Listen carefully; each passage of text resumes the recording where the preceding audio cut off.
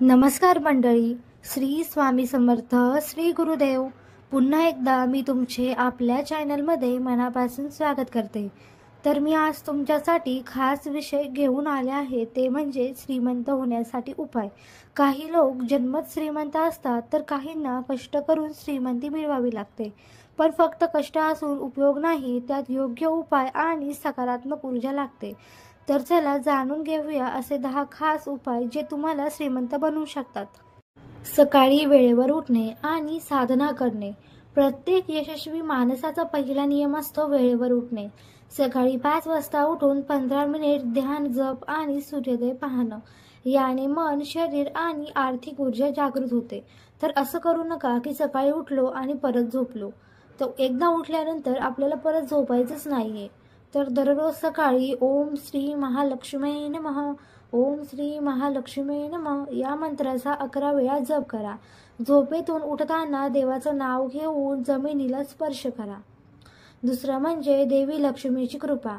लक्ष्मी देवी ही धनाची देवी आहे. तिच्या कृपेने दरिद्री माणूसही राजा होतो.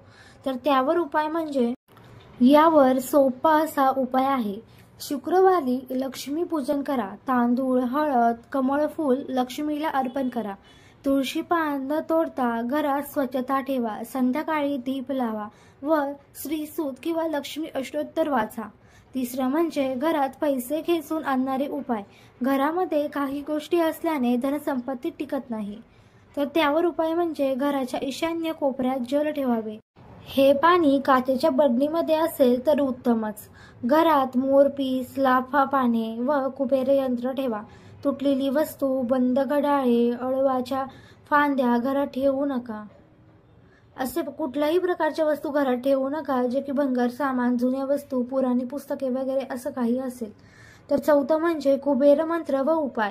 कुबेरदेव हे देवतांचा खजिनदार मानले जातात.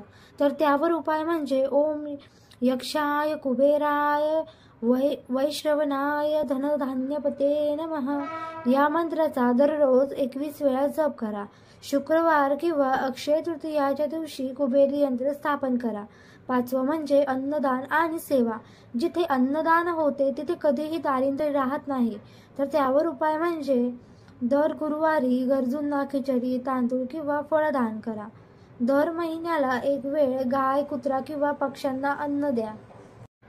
तुम्ही तुमच्या ऐपतीनुसार कितीही दान करू शकतात, पण सर्वात श्रेष्ठ दान हे अन्नदानच आहे. तर दर महिन्याला एक वेळ गाय, कुत्रा, पक्ष्यांना अन्न द्या. हे मात्र आवर्जून करा.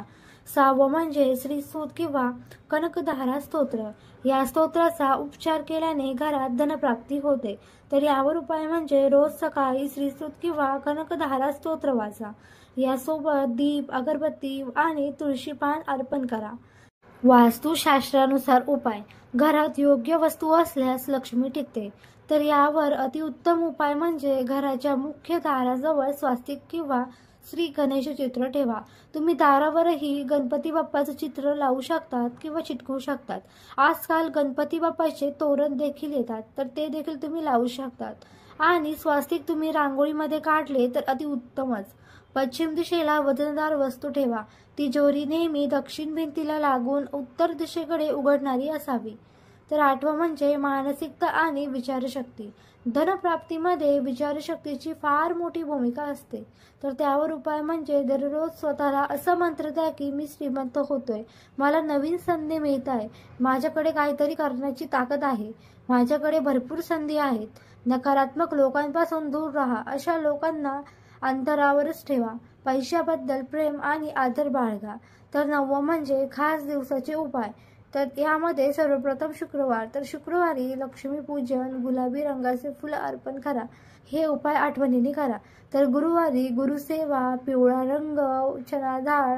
अक्षय तृतीयेला नवीन गुंतवणूक, सुवर्ण खरेदी, कुबेर पूजन इत्यादी करू शकतात.